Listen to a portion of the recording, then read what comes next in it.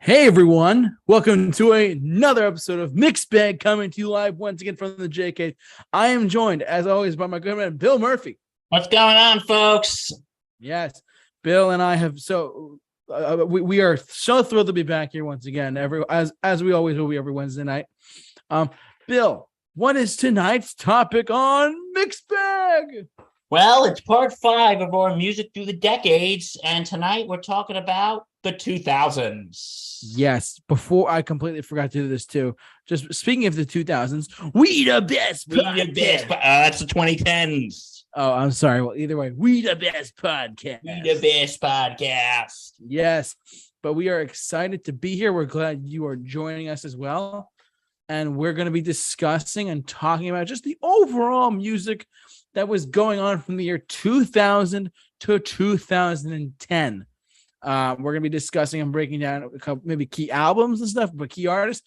But we're going to start off tonight by, I feel like we almost have to start talking about.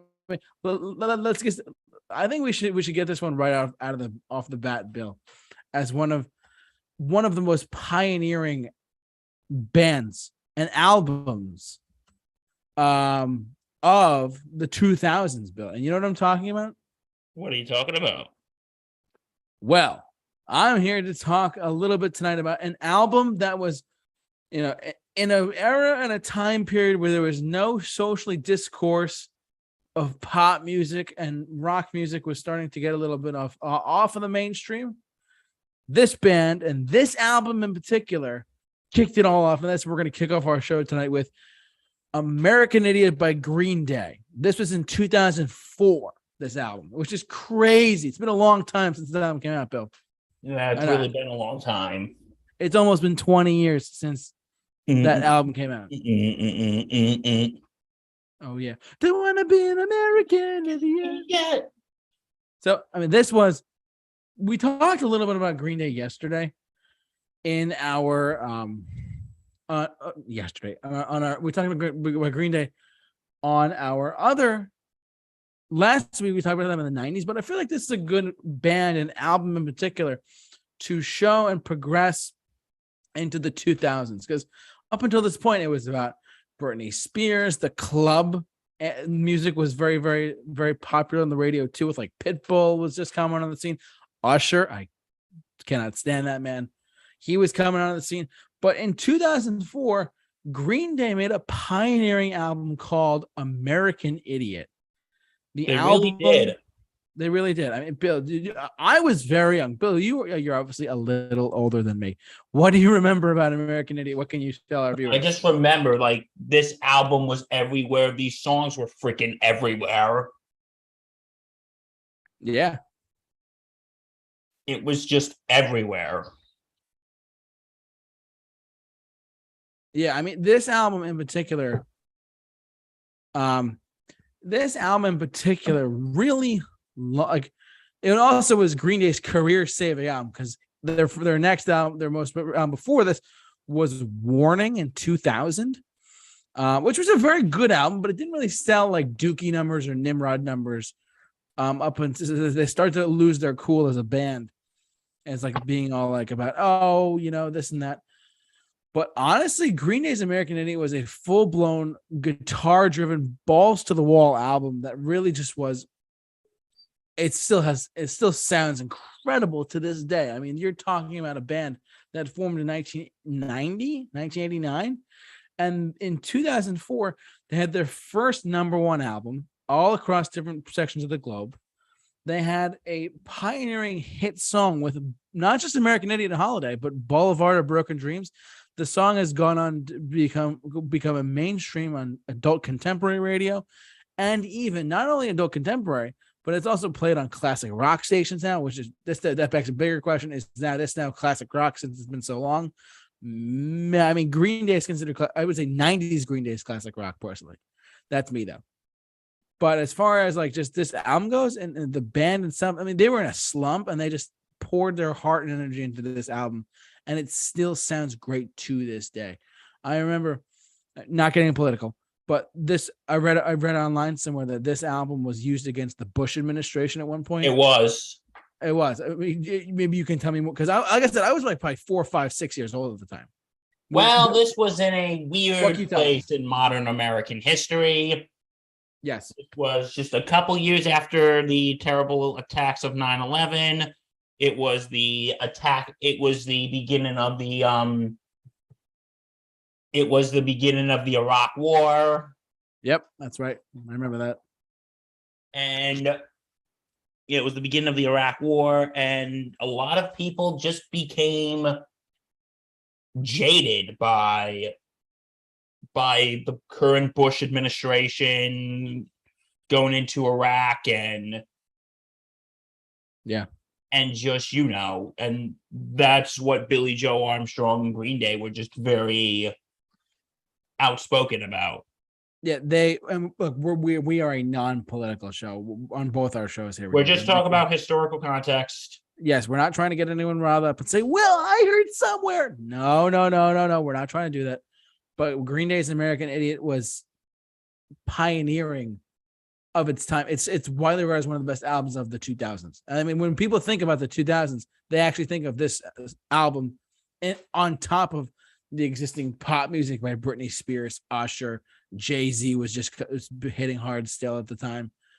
Even Eminem, we got to talk about Eminem in a little bit too. I mean, there were some big names out there too, but this was definitely a good one to start off with personally. But any other thoughts for American Idiot, Bud, or just I really like the album. It's a really trademark album. Yeah, and it's funny. I just want to a quick side note. They did talk about, and I'll towards the end of the show we'll come full circle with this because they did release an album in 2009 that will kind of like close off the show with, I guess, tonight with that album. I'll go briefly into it then too, but because they released that 21st Century Breakdown. Yes, because that was the song 21 Guns was a huge hit in like 2010, and who would have thought? But like, I mean, we're talking about like over 10 years ago now, but we'll get to that towards the end of the show, kind of like come full circle, if you will, with our discussions tonight. Okay. But Green Day's American Idiot, great album, great story, great. It's a rock opera that really truly showed the world, hey, Green Day is still around and we can still rock everyone's asses off. So there's only one song that doesn't fit into the story. Yes, do tell. Wake Me Up Till September Ends. When September ends. Which is not, people think that song is about 9/11. It isn't. It's about Billy Joel Armstrong's father dying. Exactly. 100%. But that is the honest truth. And it's a very powerful song. I mean, it's people found comfort in it after the September 11th attacks, but still, I mean, you can't deny how important that song was to the. What do you think about the jokes that people make about it? Like, oh, it's October 1st. Somebody go wake up Billy Joe Armstrong. He himself, Billy Joe Armstrong, has gone on record and said, "I'm gonna write a song that says the song is gonna be called Shut the Fuck Up When October Begins," because he is so pissed. And I you know what I mean? I don't like cursing, but I'm quoting him directly. He hates the fact that became a meme so much because it's a very personal song to him. And it's like, oh yeah, well, blah, blah, blah. But this is a very personal song to him. He said what? If Billy Joe Armstrong is watching, I always found that joke funny. But if you find that offensive, I am deeply sorry for finding that funny. It's okay, Bill. I mean, you probably didn't know until I just told you, so but it's okay. No, because I thought maybe he'd be a good sport about it and go, that's funny. But now, like, I can understand why he'd be upset. It's about his dad dying. I mean, that's a pretty serious. Pretty serious thing, truthfully. I mean, if you think about it, it's a very, very serious discussion. It's a really dark topic. Your father dying at the age of 10. I mean, he held on to it for so long, and then they made a huge song out of it, which is, I applaud them 100% for it. But Green Day's American Idiot, bottom line, we're going to come for a circle show talking about their next album. At the end of our show, but let's jump around a little bit tonight. The 2000s, you like to go to next? Yeah, you know what we should talk about? Because they really started out all this. The Foo Fighters. Oh, how could I forget? There's a guy I work with who's a huge Foo Fighters fan. Huge Foo Fighters. I'll let you go on because You're a bigger fan than I am. I love them, but you're much more of a bigger fan. Yeah, What do you got? we were supposed to see them in concert this year. Yes, R.I.P. to Taylor Hawkins. You are forever loved and missed. Forever. You are pioneer of drums, phenomenal drummer. I'm lucky now. I'm one of the people say I'm lucky enough I could say I saw them. Yeah, yes, you did. I saw them at Madison Square Garden, reopening the garden. Yeah. So. Well, Foo Fighters, I think they started in the late 90s, though, didn't they? Their first album was 1995, but it didn't have any like big success with it. But they had a lot of success in 97, 99, and into 2002, truthfully. They had a lot. The late 90s, they were into the 2000s, they were doing incredibly well. Yeah, well, you know what I mean? Yeah, they started out of the whatchamacallit, out of the ashes of Nirvana with Dave Grohl. And actually they started in 1994. Correct. Oh, excuse me. I had 1 year off. My bad. Shame! I know. Sorry, everyone, for keeping track at home. But he, and I think you told me this, that he actually stood outside of a record store with a cassette tape that said Foo Fighters.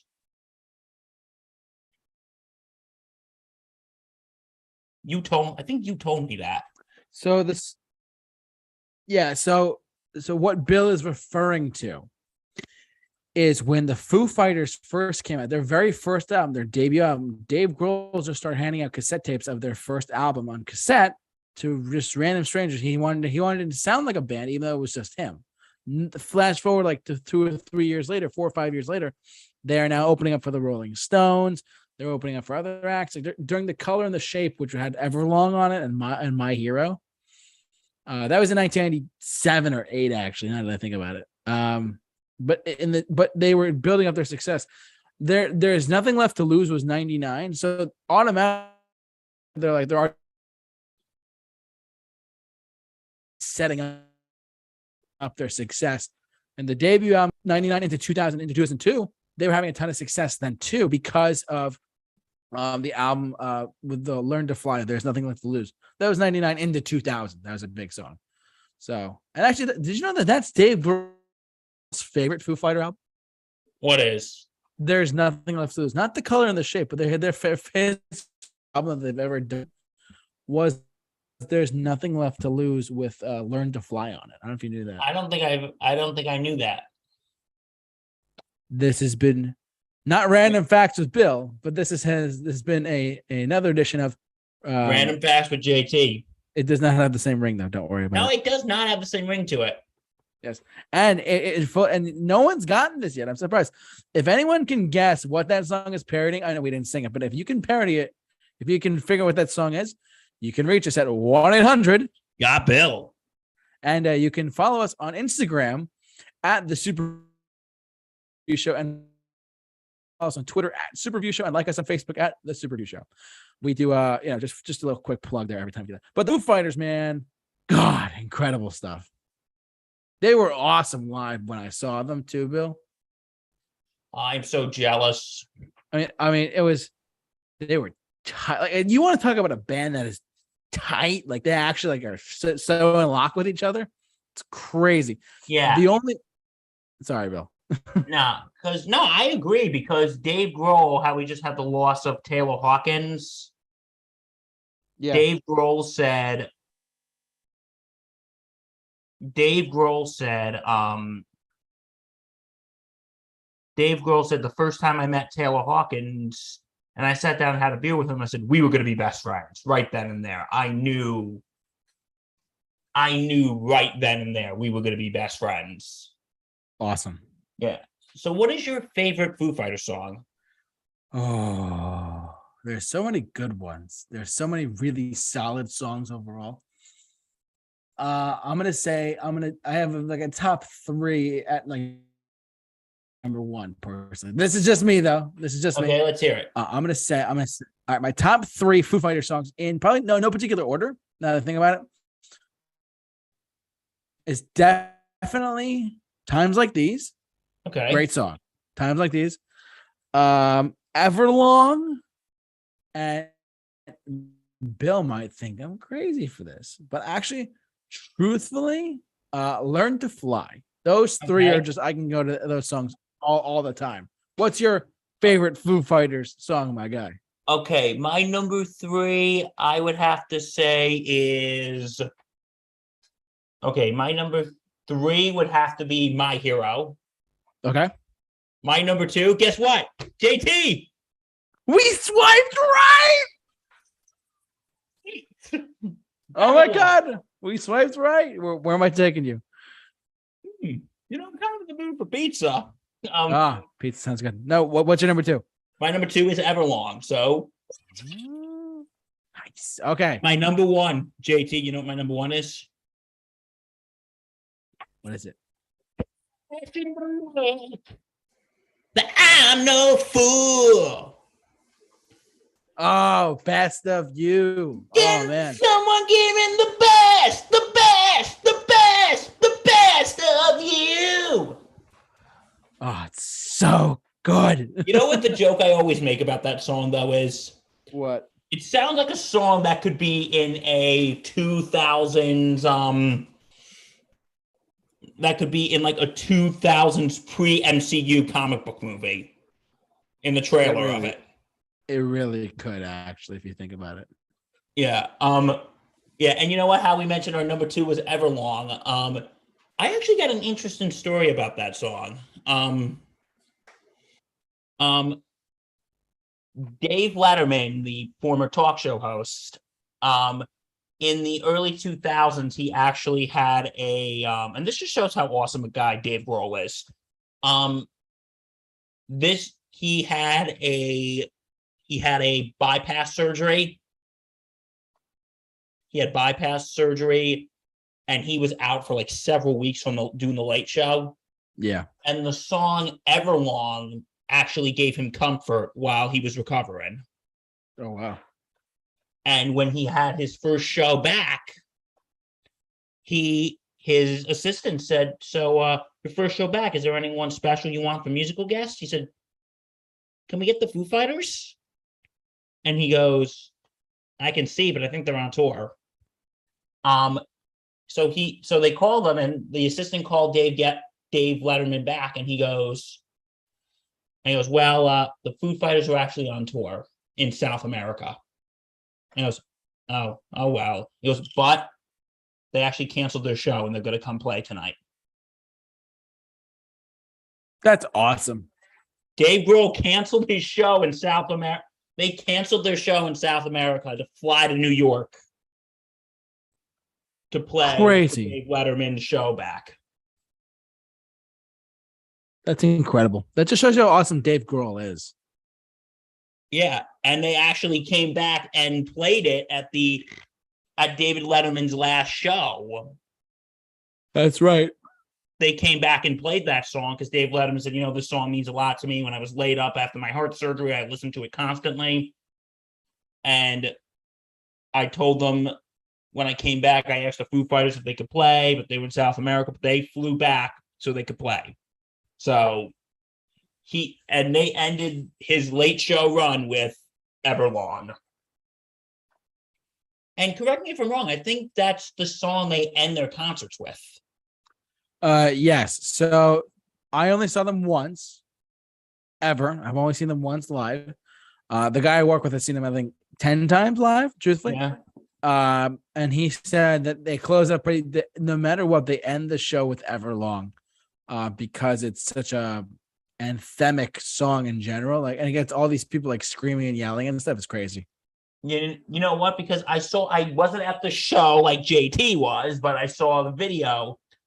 I like what Dave Grohl says at the end. He goes, this is the last one, but you know what? I don't fucking say goodbye because I know I'm going to see you again. And it's good to see you again. And since I don't say goodbye, I'll say this. Hello, I'm waiting here for you ever long. That was awesome. Tonight. And That was awesome when they did that. forever. And yeah, because my buddy Steve was also at that show that night too. Oh, really? Yeah, I'm like, I hate you, and I hate JT right now. I hate both of you. He's like, what? No, he was there. He was actually supposed to go to the show we were supposed to go. He was supposed to go to the show that we were supposed to go to. Oh, yep, and on City Field. That's right, this year. Yeah, and yeah, because I remember I put that I was going on Facebook, and this was like a week or so before Taylor Hawkins tragically left us. And yes, and Steve's like, "Wait, you're going?" I'm like, "Yeah." I'm like, "I'm going too." They were incredible live too. That would have been a great show, but yeah. So yeah, but first of all, Dave Grohl just seems like literally the nicest guy.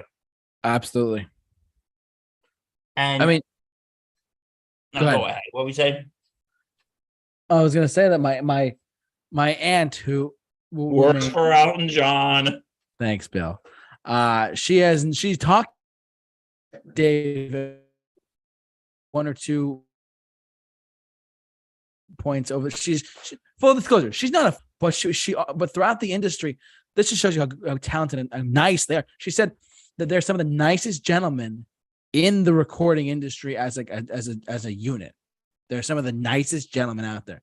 And then that just shows you not just Dave, but the whole band was super nice, super talented. She also said that Dave Grohl's mind is very musical. It's creative. It has different. It's funny. Before he died, Taylor Hawkins once said, our job as a band is to get whatever is in Dave's head onto the tape and then mixed as a demo and into songs. And you know what I find so cool about him? He literally broke his leg at a show. Yeah. And then he literally came out, sat in the chair, played the guitar, and continued the show. In Sweden. That really shows you the dedication. He is a determined man. He just wants to play music. That's his job. Dave Grohl was put on this earth to play music. I read his book too, by the way. It's very good. I have to let you borrow it. Yeah, but and I think you told me again that Dave Grohl never did drugs. Yes, without getting super personal into Dave's life, Dave has never done drugs in his life. He's had alcohol, he's had beers and stuff, but he's never done any drugs in his life. That's from the industry. That's from my aunt. That's from everyone else. That's the truth. Dave Grohl has never done drugs, and from his mouth himself too. Yeah, and you know what? And I want to know now with the sad and untimely death of Taylor Hawkins, what's going to be the future of the band now? Are they going to continue? Are they going to disband? Are they going to be on hiatus for a while? Because I think last night they had like a tribute concert to him. So Taylor Hawkins, they had like a tribute concert. They had one in Wembley Stadium in London. What was that? They had one in Wembley a couple weeks ago, and they had one in LA, Los Angeles. I believe it was yesterday or the day before. I haven't checked the set list on what they played, but they had a ton of drummers, ton of guests left and right. Because I think it was the one in London that Taylor Hawkins' son actually played drums with the Foo Fighters.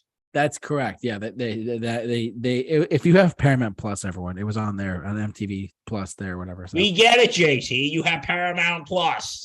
Yes, sorry everyone. I have to just point that because it's a really good service. That's a whole other conversation for another time. But anyway, what was I saying? You're saying about the Foo Fighters and the tribute show, and how are they going to continue? Do you think they're going to continue, or do you think maybe they're going to disband or go on hiatus? Or I think this is just me personally. my personal opinion is that they will continue, but filling that drum stool is going to be a big deal. I don't know who they're going to get. I have no inside information. This is just my speculation that I believe that the Foo Fighters will continue on. And I don't think Dave Grohl's ready to hang it up yet, truthfully. They have too much of a world-renowned following to disband. They have too much. They're such a high right now in general. I think they will continue, but with someone else. I that's my personal guess. I honestly don't know though. I agree. I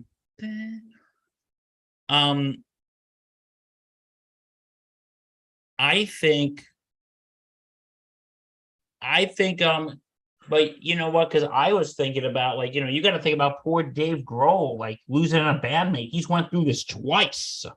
Yeah, he lost Kurt Cobain and he lost Taylor Hawkins. And you know what? I think Taylor Hawkins, I think this hit him more than Kurt Cobain. I agree, because it's his own band that Taylor later joined. So yeah.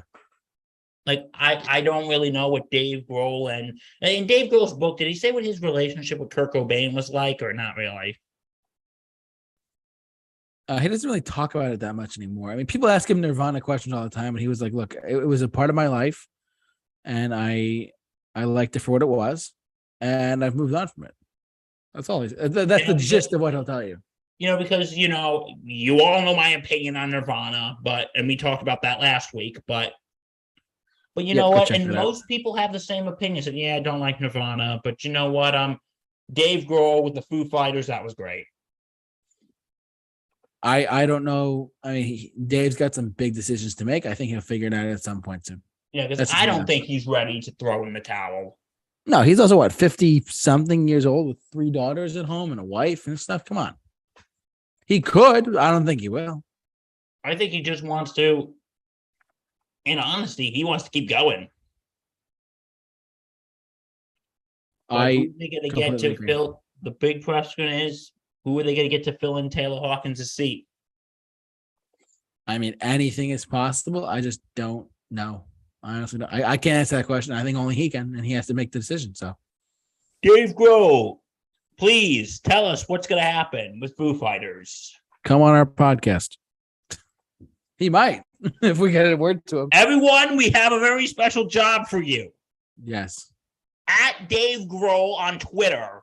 Share this video on Twitter and at Dave Grohl. Yes, do it. Do it. And we would, I mean, full disclosure, we do mixed bag. We choose the topics and stuff. We would love, and I personally would love to get a name as an interviewee on a podcast with us one night. I would flip out personally if we did that. I mean, I think that we're talented enough. I think we have enough people that could ask questions and stuff. Bill and I are obviously very, very good hosts. I think anything is possible.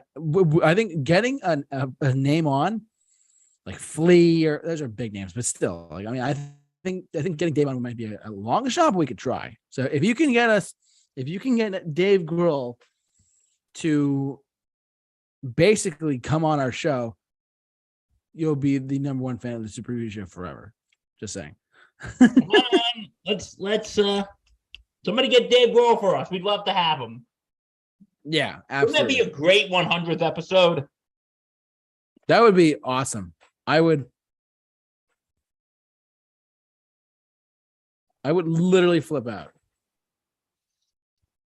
Literally, I would if we can do it, that'd be incredible. But anything's possible. Everyone, share this video on Twitter and at Dave Grohl. Yes, please do. Please do. At Dave Grohl. Yes, we'd love to talk to you, Dave.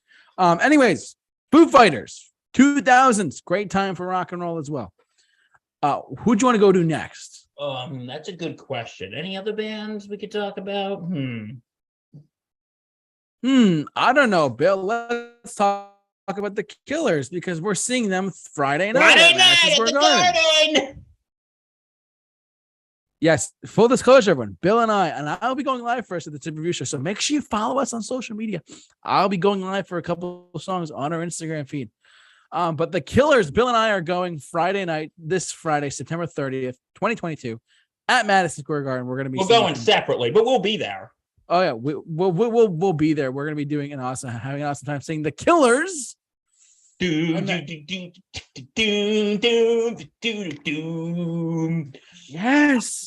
I am so. How can you not freaking love the Killers? I know someone who does not like them. Okay, who is it? You're gonna laugh at me. Okay, This is one of our other co-hosts on our podcast. is it Kyle? Yes, Kyle is not a Foo Fighters fan. Killers. I'm sorry. I'm thinking Foo You know Fighters. what? I can kind of get that vibe that he doesn't like the Killers. He likes 3 songs by them, and that's it. No offense to Kyle. All music is subjective. We've gone over this. Let me guess what one of them is. Mr. Brightside.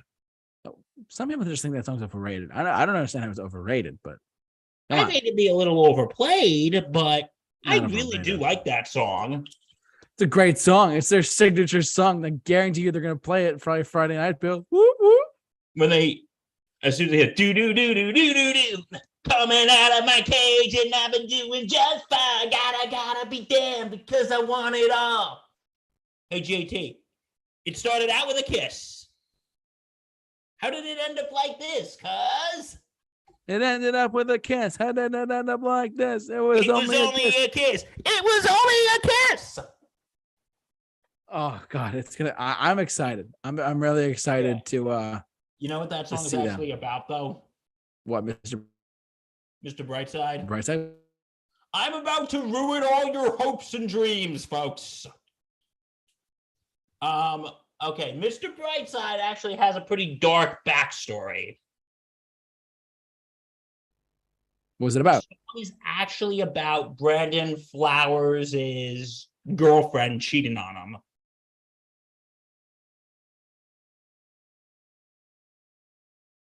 The song's actually about his girlfriend cheating on him.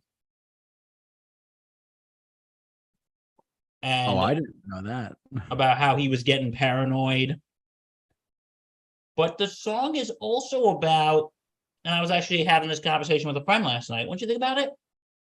Even though the song has a dark meaning, the song's kind of about moving on. I agree. Because in the song, it's like, the relationship has run its course. Yeah.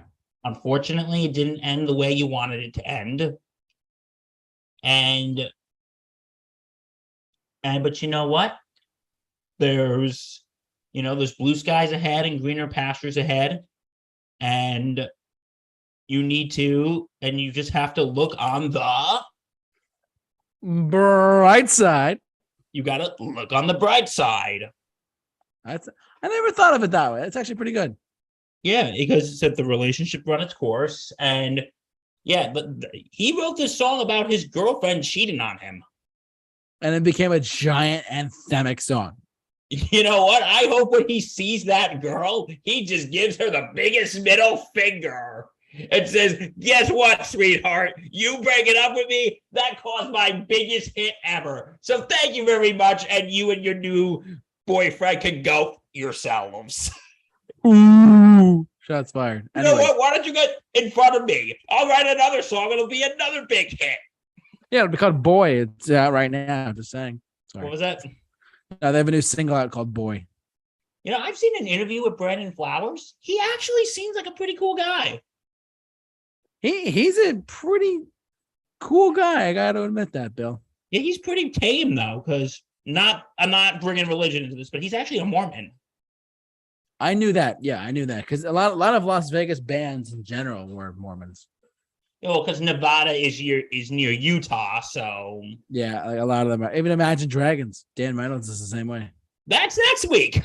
Yes, and by the way, Bill, after next week will be our 100th show because we have this week and then next week, and then we have our 100th show. You want to know something? This series, on an unrelated note, this series really went by fast. Told you. Because I thought it was going to drop. But yes. Oh no! You and me, we got this. We've been making sure this podcast runs smoothly.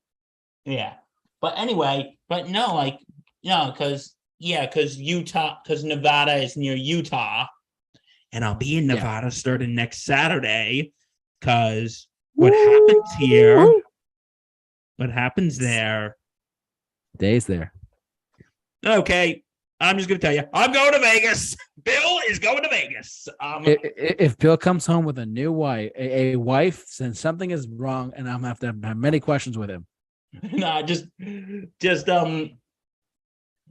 know what? I'll tell you off air. I'll tell you off air. But anyway, yeah, but you know what? I think we should talk about the other songs besides Mr. Brightside. What do you think? Oh, absolutely. I mean, they have so many good songs under their belt. Like the album, like a Smile Like You Mean It. I'm just gonna list up a couple. All these things that I've done. All these things that you know what I'm looking forward to on Friday? When he goes, I got soul, but I'm not a soldier. I got soul, but I'm not a soldier. I got soul, but I'm not a soldier. The battle is won. All these things that I have done. I am looking forward to just clapping when that happens. I got soul, but I'm not a soldier. You? I'm just excited to see them out because to my understanding is, I mean, to my knowledge, their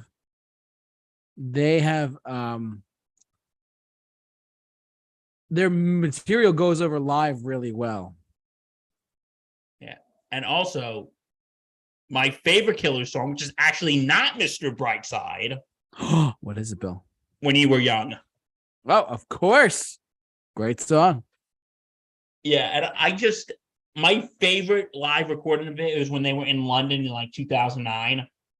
When they're like, we got one more song. Are you ready to hear it as hard as you can hear it? Are you ready to receive it as hard as you can receive it? All right, boys, let's see what this thing can do. 1, 2, 3, 4. Doom, doom, doom, doom, doom, doom, doom, doom, doom, doom, doom, doom, doom, doom, doom, doom. And I just love when in the live performances it goes, you sit there in your heartache. Nice. Waiting on some beautiful boy to save you from your old ways. If you can't tell or not, Bill is ready for this. I am so ready for Friday. I am so freaking ready for Friday. I am beyond ready too, my guy. If I was sitting in the lower section, I'd probably do a stage dive. JT, would you assist me with that if I was? Well, I'm sitting in the 100s. So Mr. 100's here.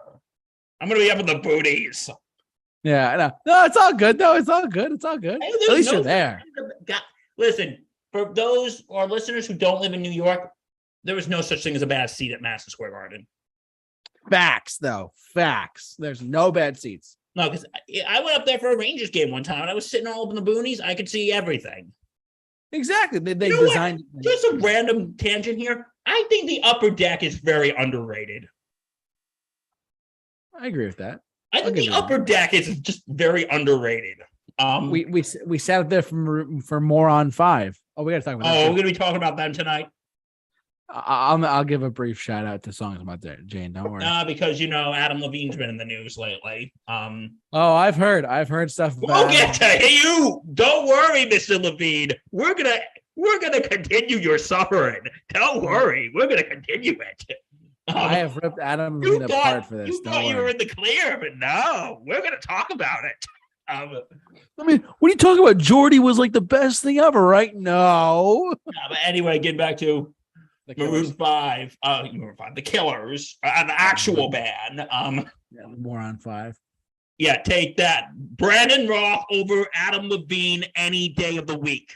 Ooh, shots fired. Brandon Flowers. Sorry. Brandon Roth is the actor who was Superman. Brandon Flowers over Adam Levine any day of the week. But facts though. Just saying. But anyway. But yeah, the upper deck is very underrated. Like everybody goes, oh, the nosebleeds. You can't see anything. You can see things from the nosebleeds. Yeah, you really can. They also have screens up there too.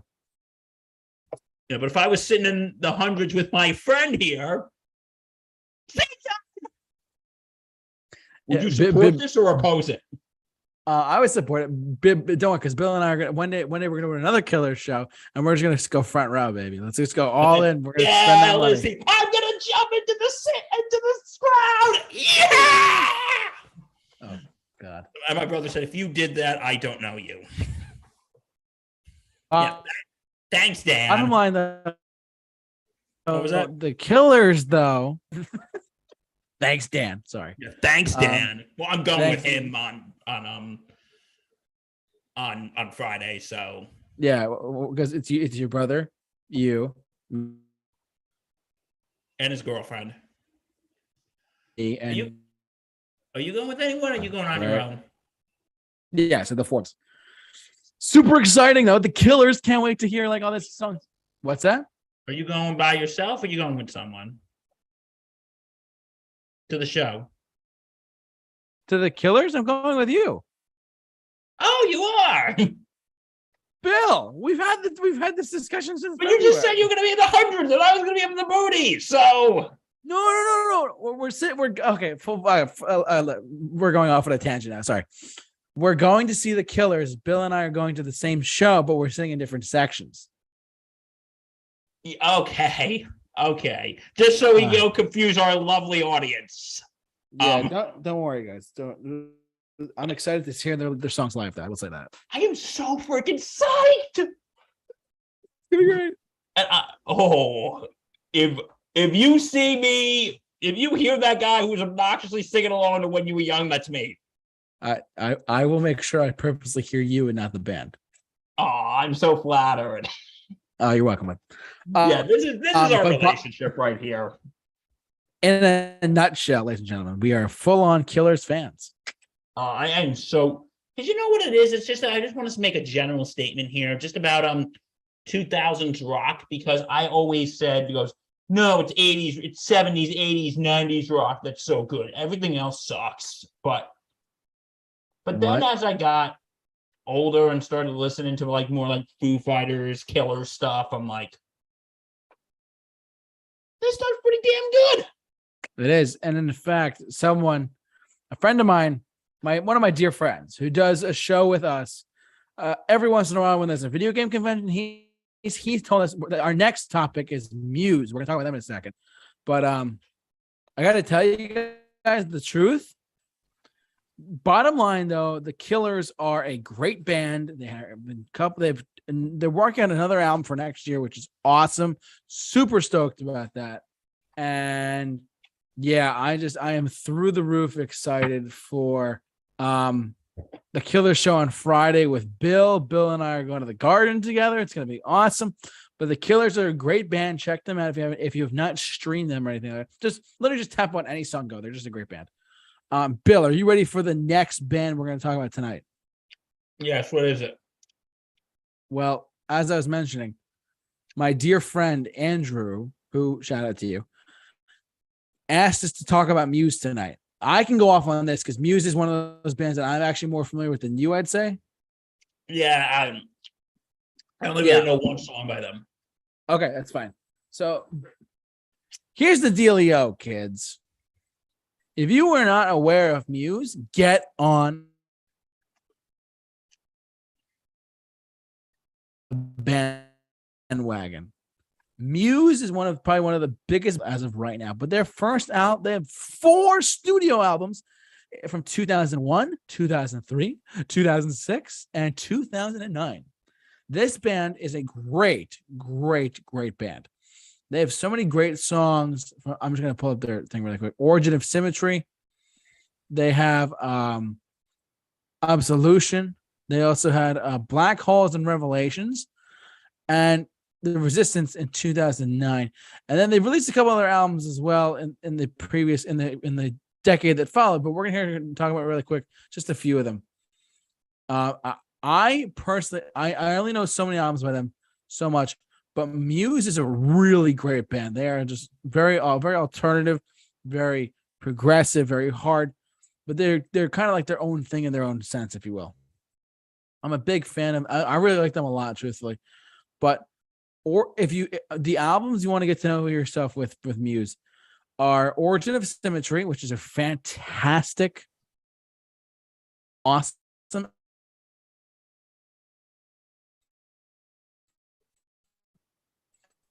you want to get to know or get to know is Black Holes and Revelations from 2006. This album had the song Knights of Sidonia. I don't know if you know this one, Bill, or not, but like it had the song Knights of Sidonia on it.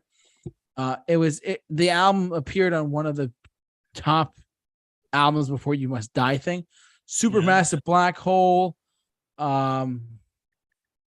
It's really a solid album overall. And it was released in 2006. So when people say, well, rock is dead. Oh my God. Shut up. It's not dead. Literally, Muse, this album went like quadruple platinum or whatever. Like, let me just make sure. It sold over 5 million copies worldwide, and it's got 11 songs on it. That shows you how good rock and roll is, ladies and gentlemen. But JT, rock is dead. It's all pop now. Well, it's not dead by default, ladies and gentlemen. In the 2000s, rock was not a strange thing. But full disclosure, rock in the 2000s was not surprising. It was around. It was just not the center of attention, as it was, let's say, in 2000 and back, truthfully. And that's just the given flow of culture and whatnot. It's still the ditch where a lot of artists do their digging. But it's funny how I've gone on record and say this, rock in the 2000s, like literally Muse and the Killers, they're huge in Europe. Huge. Rock and roll is the dominant music in Europe. Across the continent of Europe, rock and roll is the dominant music over there. Not pop, not hip hop. It's all rock and roll. Even in South America, truthfully. A lot of them listen. Like you can go on the record. We're universal now, people. Damn right we are, ladies and gentlemen. But rock and roll is not like a dead by any dead meaning like when people say, "Oh, it's dead," nothing charts. Well, okay, you have an argument there, but at the same time, is Kiss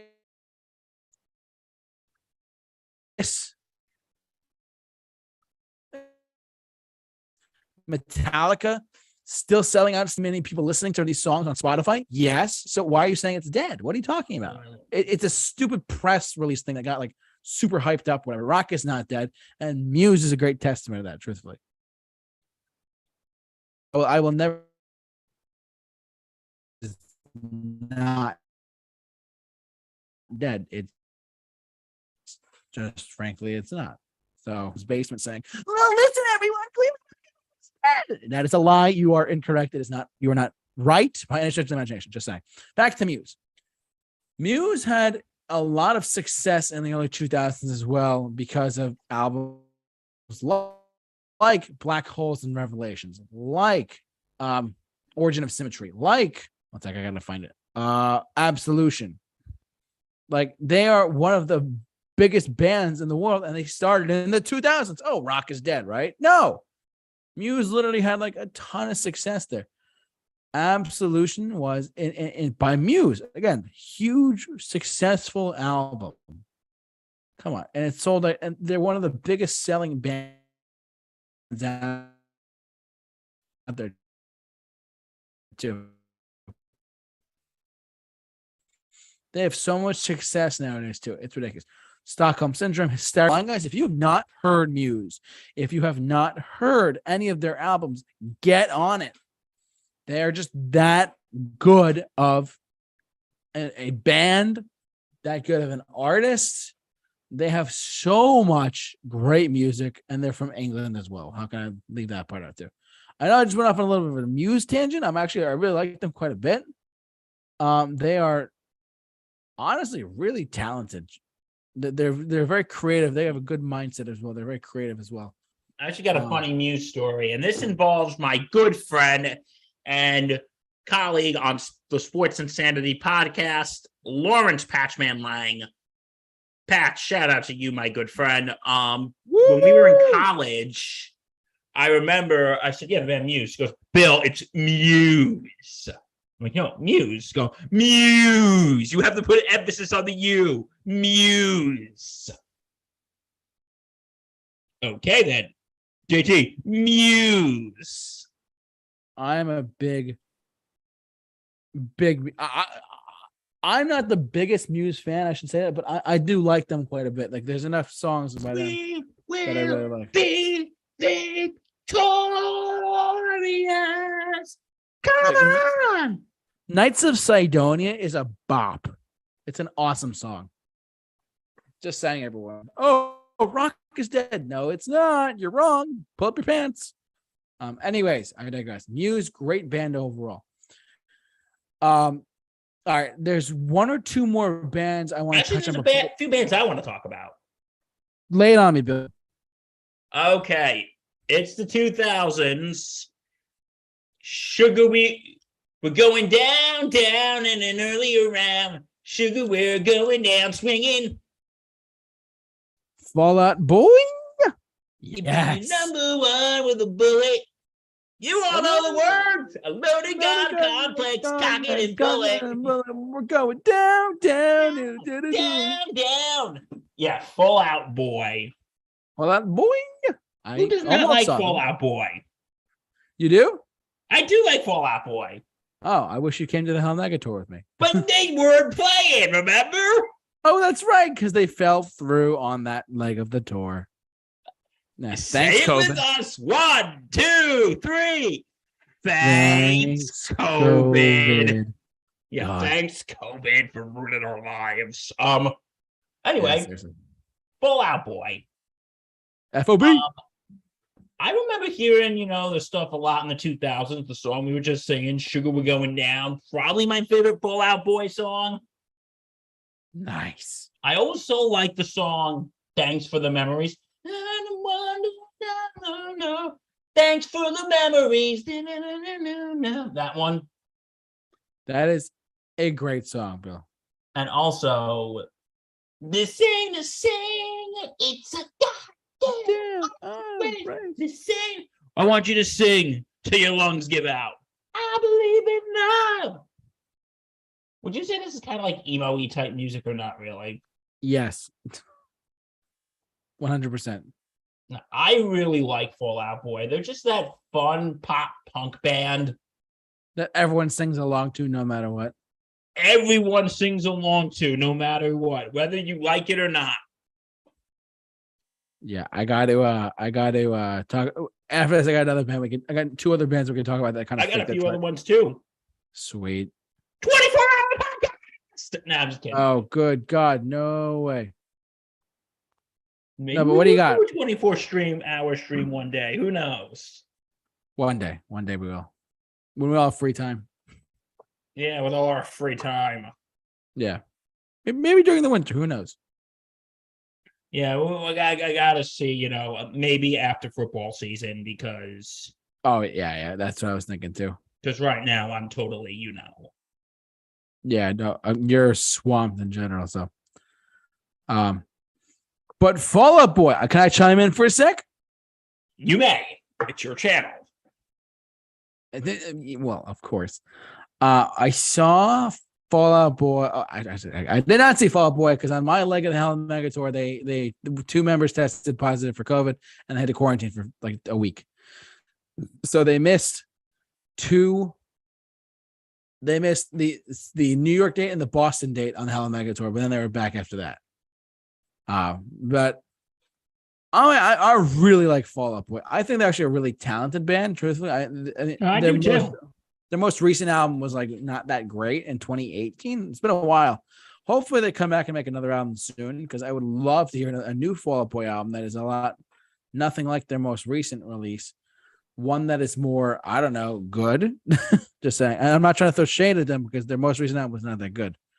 But which was Mania. By the way, check out our other channel show called Career Retrospectives. We actually reviewed that album for like about an hour. We just talked about it. We broke it down, and we talked about how we're not fans of it, and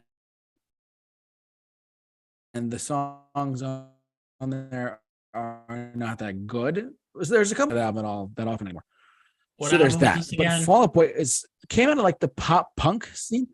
Mania by Fall Out Boy in 2018. It did not have any Hot 100 hits on it, which all the other albums did. don't know if you knew that, but I did not know that. yes, one for the books there. JT, I know this is a 2010 song, but my songs know what you did in the dark last night. I bet they do, Bill. That's actually a great song too. My songs know what you did in the dark. So light them up, light them up, I'm on fire. That's a great song too. That's a really great song, actually. Now that I think about it. But Fall Out Boy, they're just a great band. They have a new single coming out. They had a new single called like Dear Future Self or Hands Up or something like that. They're really just a great band. They really rock hard for like contemporary stuff, but it's still pop punk at the heart of it, which I'm all for, actually. So, but yeah, Fall Out Boy. Did you have another band you want to touch on, Bill? Oh, I have one. I actually have another one, and that was in the 2000s. But I have this. The other one we're gonna get to. I think I'll do this one first, because if I touch upon this next one, people are gonna come to my house with torches and pitchforks. What do you got? First, how about we talk about some Coldplay? I forgot all about that. See, you forget, I remember. Coldplay, you can go first. I loved JT got to see them this year. I really wanted to, but I couldn't that day. And plus, tickets were just so mad. Yeah. No, I went with a buddy of mine, and we had next a great time they're touring, I'm going. Oh, absolutely. They were a lot better live than I thought. They actually do this thing where if you've seen a Coldplay show, you know what I'm talking about. They put on your wrist, they have a light up wristband, and then your whole stadium lights up with you. Yeah, I guess during the song Yellow, it lit up yellow. No, the whole night. Like every song, like during Viva La Vida, it was like white and gold or whatever. And during like Adventure of a Lifetime, it was rainbow colors. It was crazy. I gotta show you the video of that that I shot on my personal channel. So and now I shine for you. Next time they tour, will you go with me? Yes, I'll take you, Bill. I promise. Wherever they're touring, I'll take you. Yeah, like I wanted to go this time around, but I had other plans that day. But anyway, no, I love Viva La Vida. Yeah.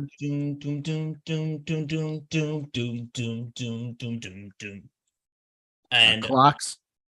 Clocks is a really good one. Yellow. Yellow is great. You know what my favorite? Fix You. Yeah, Fix You's actually my favorite Coldplay song. I totally guessed it right. Let's go. It's just such a nice. You know what that song is actually about? What? Chris Martin's wife at the time, Gwyneth Paltrow, her father was dying of cancer. Oh. So that song was actually about him. Oh, okay. I just love that guitar solo part.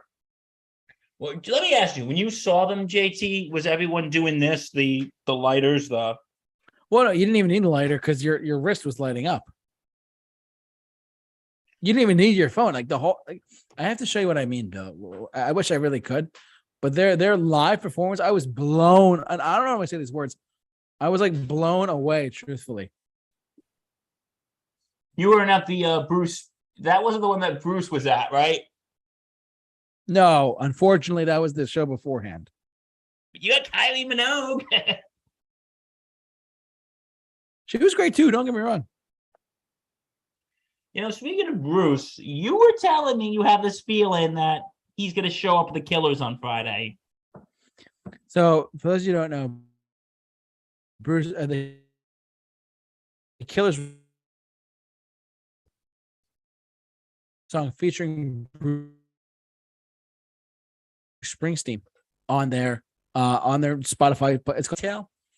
And they redid it with Bruce Springsteen on it. And we're in New York. Bruce Springsteen's in New Jersey. They're not going to New Jersey. They're going to Madison Square Garden. I feel like Bruce might show up because you never know. So we'll see. And if he shows up, you're going to go crazy. Oh my God. Of course I'd go crazy. It's funny. And they're good friends too. Brandon Flowers and Bruce Springsteen are actually really good friends. So is Chris Martin of Coldplay, which is even funnier. So yeah, everyone's friends with Bruce. Yes. I'm not. I'd like to be. I'd like to be. Bruce, you can reach us at 100 Got Bill. Just saying. 100 Got Bill. Yes. But bottom line, Coldplay, I mean, they have so many great songs on the 2000s as well. Even nowadays, they have big hits too. For you, look how they shine for. Yeah, and like I said, I really love Viva La Vida. Yep. Great song.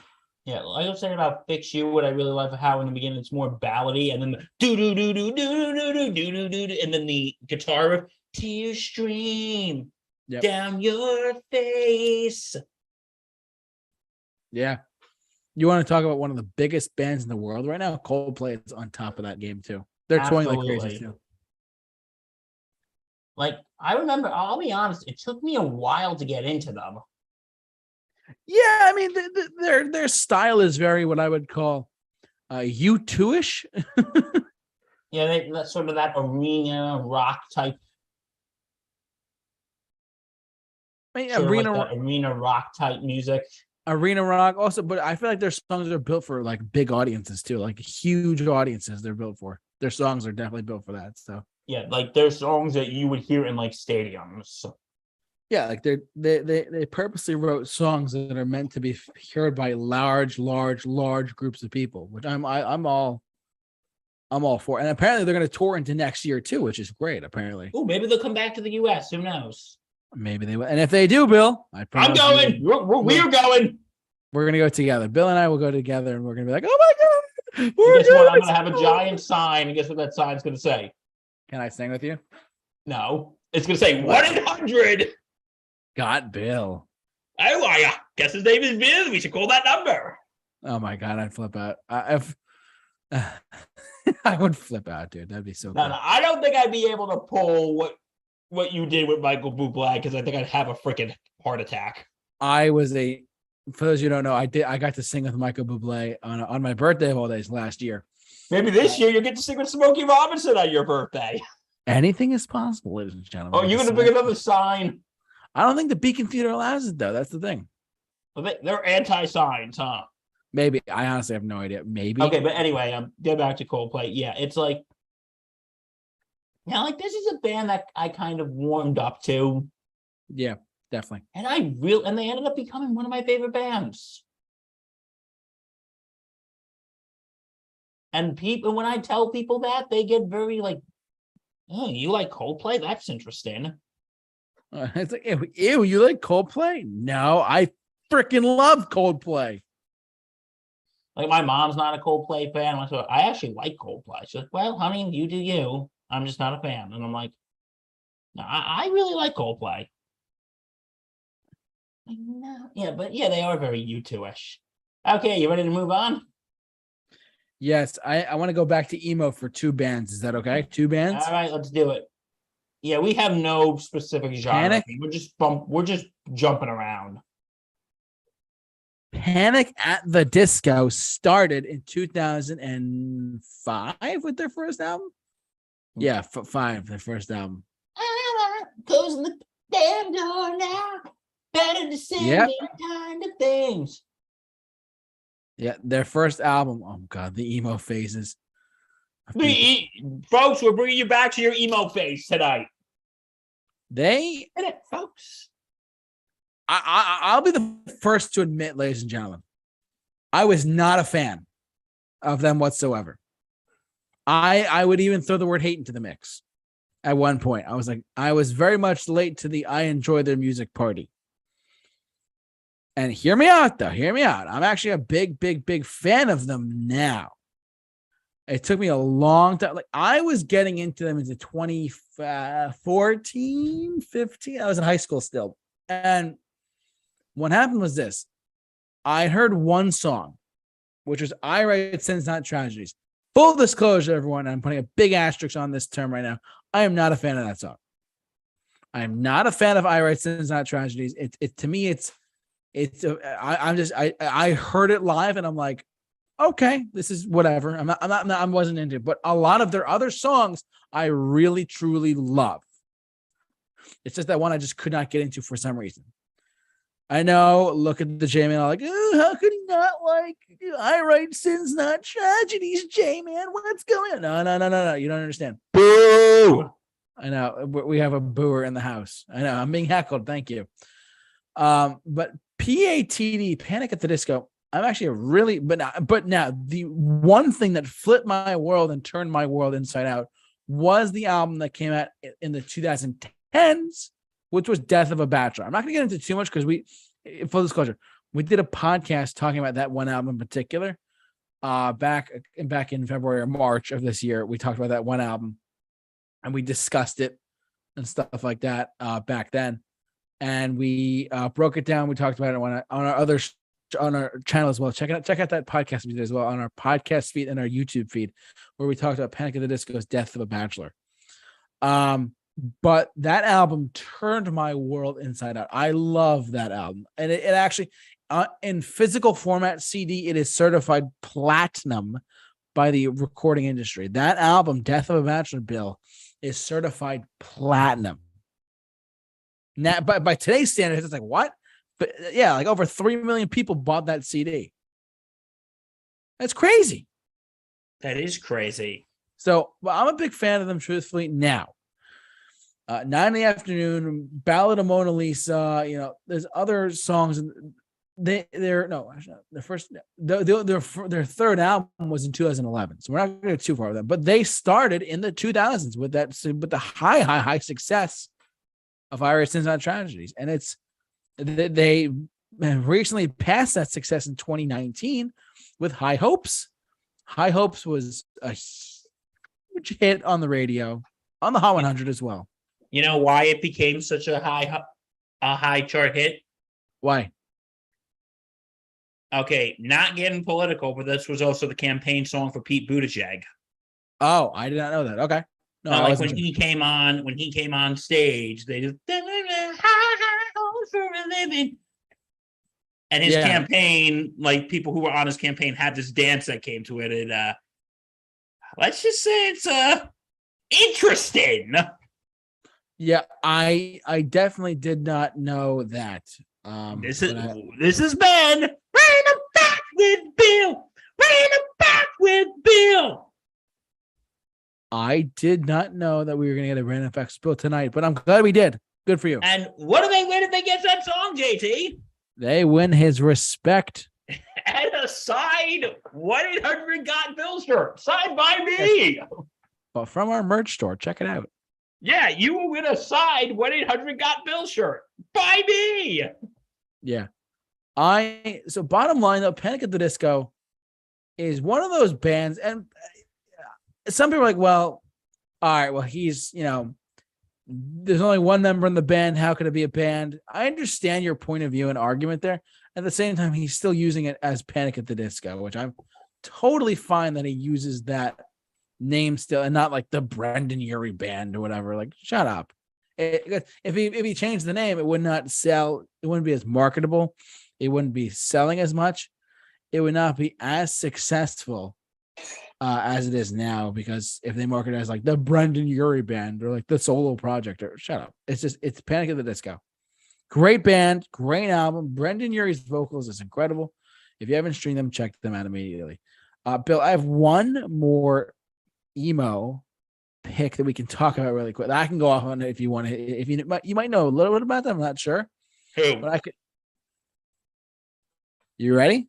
Mm-hmm. My Chemical Romance. I know a few songs.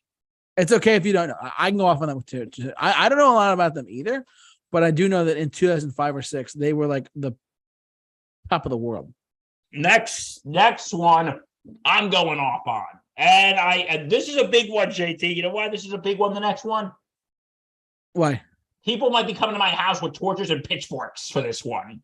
Oh, God. All right. Well, let me talk about My Chemical Romance really quick, though. Okay, go. The Black Parade. Oh, that's a good one. That's a welcome to the Black Parade. That is I would say that is our generation's Bohemian Rhapsody, truthfully. Really?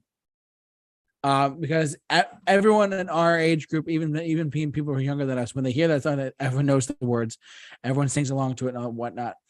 I was a young boy. See, so it's just the power of music.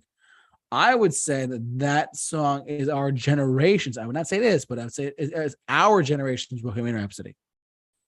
I'm taking Kyle's words out of my mouth. Go check out what he said in our YouTube channel as well about this song. But the Black Parade, My Chemical Romance was huge in the early 2000s. They just reformed as well as a band.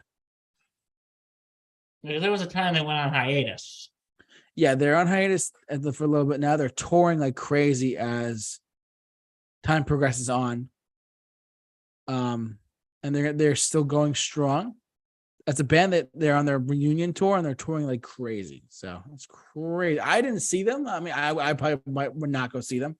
I'm not like a big emo guy to begin with, but I mean, I do like them enough where I could talk about them. So, but My Chemical Romance is one of those bands that was just irresistible to go crazy in the 2000s. So yeah. Bill, what is your next pick? Okay. JT, I'm going to need you to do me a favor. Do not tell the good folks where I live. So Bill is located in the Bill Cave. Yes. But And Bill, at this undisclosed location. yes, but Bill's going to talk about an album. Go ahead. Or an artist. Sorry. Oh, okay. We kind of have to talk about them. I mean, they were huge in the 2000s. How can we resist that? Okay, you know what? And I've said this before. I actually like Nickelback. I'm out of this conversation. It's all you, bud. No. What are your thoughts on Nickelback, JT? I just said I'm out of it. No, I'm just kidding. I don't understand the hate. You know, but one criticism is all their songs sound the same. I could see that, but I could also not see that. I don't know. It's weird. Well, you know what? Like, I can understand like the earlier songs, like Rockstar. How You Remind Me. Photograph, right? Photograph. Cause JT, look at this photograph. Every time I do, it makes me laugh. Why did our eyes get so red? And what the hell was on Joey's head? Yeah. But anyway,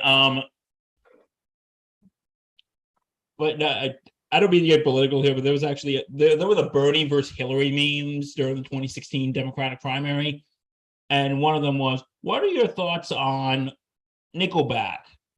Bernie, how could a band be so successful? When I'm president, I'm going to tax the hell out of them.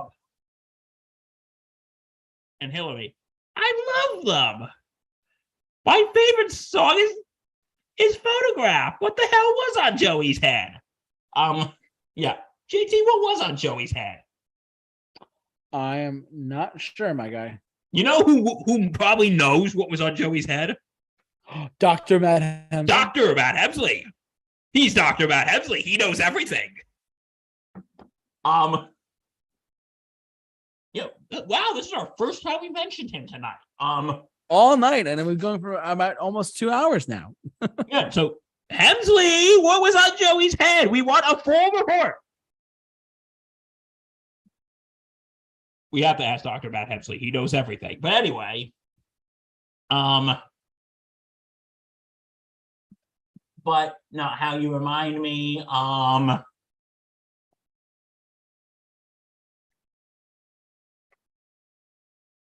anyway, but you know, it's like, and I know this is going into like the 2010s, but there was actually but there was like a different Nickelback that was coming like the late 2000s and 2010s. One of them was the song, have you ever heard the song When We Stand Together? Maybe once. I'm not sure offhand. We must stand together, yeah, and the drum beat carries on. I think so, yeah. JT, the drum beat carries on. I'm sure it does. But anyway, but their 2010 stuff was pretty interesting. My favorite song by them is more of a 2010 song. It's called Lullaby. I just really love that song. But I don't know why Nickelback gets so much hate. I really don't.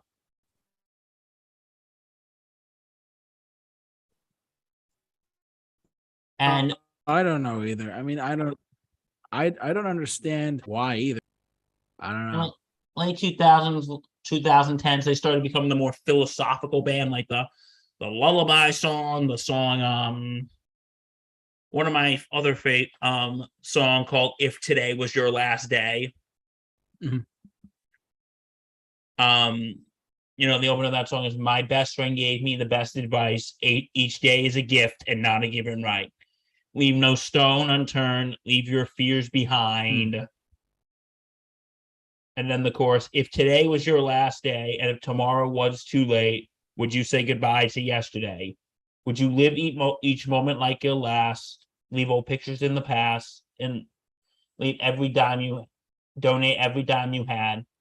Would you call those friends you never see, reminisce old memories? Yeah. Reminisce old memories. Would you forgive your enemies? Would you find the one above that you might finally fall in love if today was your last day? But I will never get why people hate Nickelback so much. I never will get it. That's true either. You know what other people hate a lot? What? And we won't talk too much about this. Creed! No, we don't have to talk about Creed. Oh, God. No. I actually like some. There's actually some. We won't go that far. What was that?